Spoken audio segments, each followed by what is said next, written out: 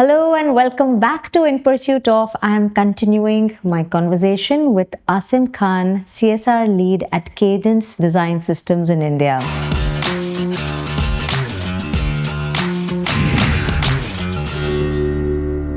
Compliance at your end is also very complex, and just the process of selection, etc. Yeah. Even if you are selected, then even if there's a MOU that happens, there are written approvals that happen, then it goes into a PR, and then MOUs are vetted by the legal, and the PRs are vetted by the people who are sitting across Must be countries. taking 4-5 months easily. So it takes 2-3 months easily.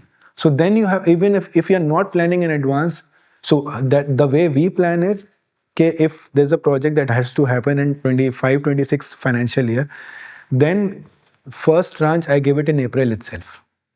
That's very good. If it is in 2 installments, I give it in first, so that the NGOs have they get the full year to spend and plan their. It's not like कि आप नवंबर में आए उन्होंने कहा कि आपने pressure बनाया कि नहीं अभी 31 मार्च से पहले खर्च होना है. So those are few things. If you're not planning, if you're not giving that foresighted view, then I think you'll land up in trouble. Yeah.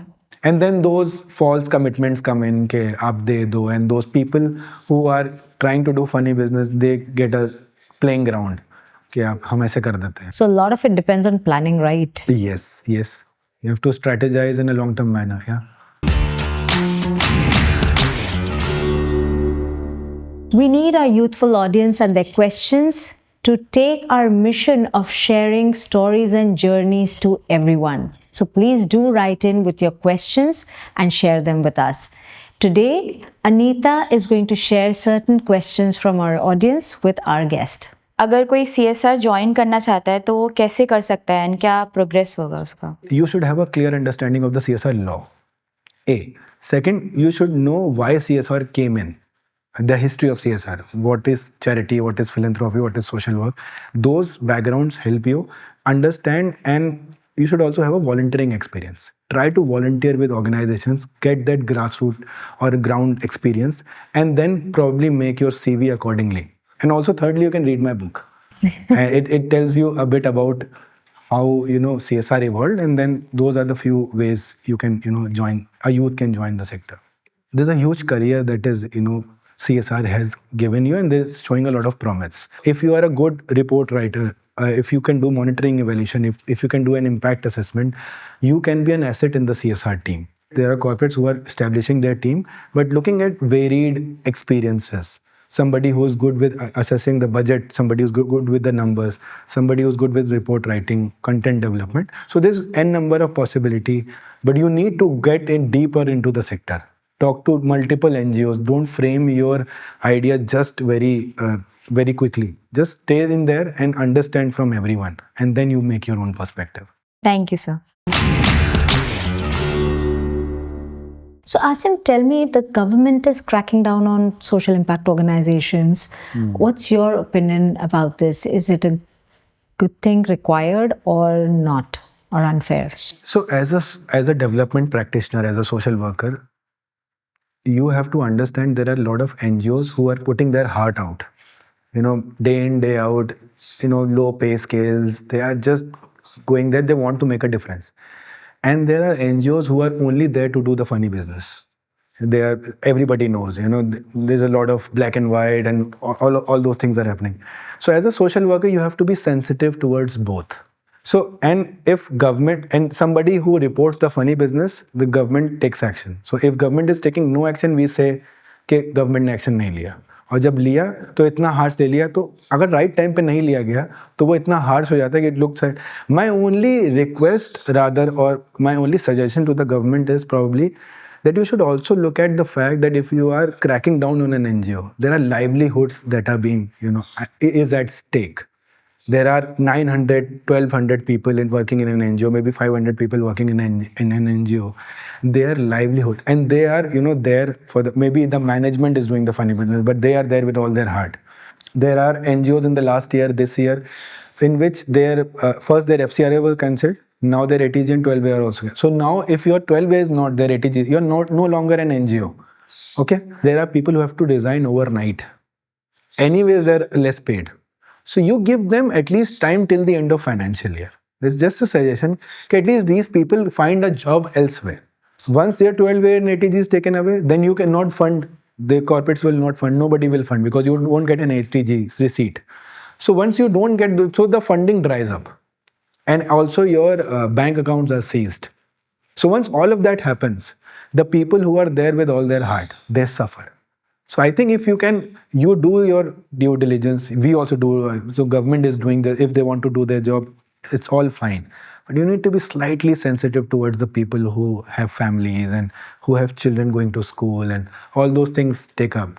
And I know of people whose NGOs have been shut down and they couldn't find a job for the next 3-4 months. So that is anyways, there are EMIs and everything, so I think we need to be sensitive towards that. My dear, I've always wondered actually, how governments deal with, NGOs in other countries. Yeah, so I think in other countries, probably depends whether it is a democracy or an autocracy. There are countries who still are working in there.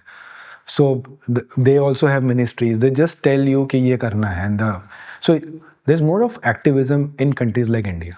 There are NGOs who do activism, right-based work, but you won't find in countries which are run by authoritarian state. So it depends what sort of a country you're talking about. That's true. So and also there are countries who are developed countries. They want to work in countries who are not so developed. So they open their ambit and they want to travel to other countries, and things like the UN organizations, the UNDPs and the UNICEF, they all work in certain manners. So I think it's different with different countries. Yeah. What kind of advice would you give to NGOs on how to find CSRs, how to look for them? Because I think NGOs, all the NGOs that I know, they seem to know about 3, maximum 4 CSRs. वही उनके contact है, उनको पता ही नहीं कैसे ढूंढना. How will they find you? How will they find any other CSR? So there are government portals in there, like the CSR exchange portal. There's a portal on MCA that tells you कि कौन सी corporates किन areas में खर्च कर रहे हैं. So that is one way. Second way to find corporates is attending these summits and conclaves. There are n number of conclaves and summits happening, but there are conclaves that are very fruitful. And you will be happy to know that the last 4 NGOs that we have partnered recently, 2 out of them I met in summits. Very nice. So you see the conversion rate is 50% if you look at it. Many people will tell you कि कुछ नहीं होता summit में, but अगर कुछ नहीं होता है तो आप अगर गए हैं तो आपका भी तो रिस्पॉन्सिबिलिटी है ना कि आप कुछ करें अगर सामने से कुछ नहीं हो रहा है. तो I took it on myself कि अब जो नए पार्टनर्स हम फाइंड करेंगे उसमें से कम एक. I went with one way good way of networking with the corporate is to find them, because you go in a conclave, you find 20, 30, 35 corporate. Not everybody will be welcoming. They might even show you arrogance, but then that's how it is. If you're not able to get funds from them, try to ask them कि हमें funds कैसे मिलेंगे. Sure. Try to know more about the CSR law. Don't be in a hurry कि funds लेने हैं, and that is not the end objective. The objective is to also be there in the sector for the long haul. After all, you are not here to make a business. You are here because you wanted to give back to the society. So you understand कि कैसे corporates क्या देखते हैं, कौन से document देखते हैं, proposals कैसे देखते हैं. अब प्रपोजल और कॉन्सेप्ट नोट के बीच का भी डिफरेंस नहीं पता था कुछ एनजीओस को जब when I was taking a training. So अब कॉर्पोरेट ने तो आपको बोल दिया कि आप कॉन्सेप्ट नोट भेज दीजिए, लेकिन आपको पता ही नहीं कि वो एग्जीक्यूटिव समरी और कॉन्सेप्ट नोट कैसे बनेगा. तो you just try to learn the tricks of the trade, and then if you approach the corporate and if you crack a meeting with the corporate, you first read about them on their website. There's an ESG report that comes out. There's CSR annual report that comes out. Sustainability report comes out. You just try to read कि ये क्या business करते हैं, इनका CSR कौन से areas में है, कौन से thematic है, and then you try to see कि ये हमारा aligned है कि नहीं. Then you can make a informed choice. So these are certain ways of following them on LinkedIn is one way. Do you know कि कहाँ पे क्या काम हो रहा है, and then you stay in their eyes. They are also looking for seasoned campaigners. So if you are there for year and year, back to back, month after month, probably someday they will open their doors. So Asim, tell me that there's a lot of talk about DEI, and so how does it kind of play together with your CSR efforts at Cadence? I think these terms like DEI, ESG are like terms that reminds me of my school days. कि जब कोई teacher पूछती थी आपने homework किया है, तो हम सब लोग हाथ खड़ा कर देते थे कि हाँ किया है, but then when actually the teacher went in there they नहीं किया. तो corporates have like been like that कि ESG हुआ है, हाँ हुआ है, बट क्या ग्राउंड पे everybody is talking about net zero, carbon neutrality, And everybody is also talking about DEI, but actually नहीं हो रहा है. तो DEI में interestingly see this is a new form of patriarchy for me. ठीक है, whenever you start speaking about women empowerment, they start speaking about third gender. I'll tell you how do you even believe a society who has not allowed women to come up, they will allow third gender to come up. We'll speak about third gender also separately. We'll speak about disability people with differently abled people. We'll speak about them.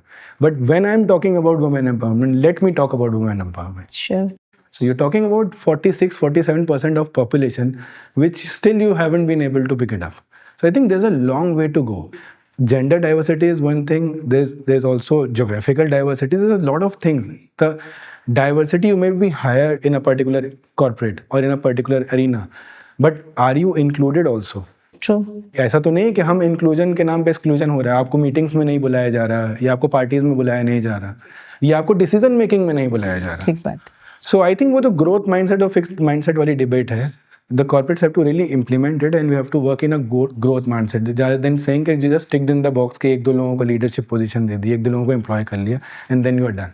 I think it has to come in a deeper manner. So what about Cadence India? How does it work? Cadence has this very interesting returnship program in which there are a lot of girls and a lot of women tell you that they had to leave their job because they wanted to focus on their family. So Cadence has this returnship program wherein, you know, if you have been left out and you have not been working for 3, 4, 5 years, you are being employed. You are being, you know, onboarded in a very warm manner, and you're also trained to work with Cadence.